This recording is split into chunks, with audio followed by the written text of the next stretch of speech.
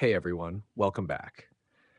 In this video, we're going to check how to fix views not showing on Instagram Reels. If you're new here, make sure to hit that subscribe button for more helpful tutorials.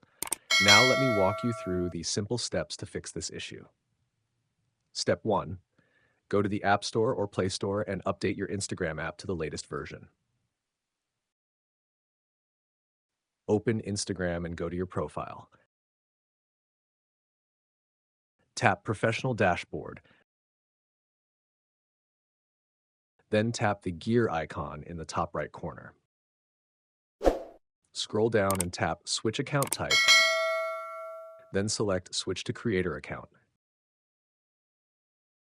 Finally, tap Switch again to confirm. Step 3. Go back to your profile and tap the three lines in the top right corner. Then go to Settings. Step 4. Scroll to For Professionals and tap Creator Tools and Controls. Then select View Counts on Profile. Step 5. Turn off the Hide View Counts option if it's enabled. That's it. Go back to your profile and you should now see the view counts on your Reels. Thanks for watching, and I'll see you in the next one.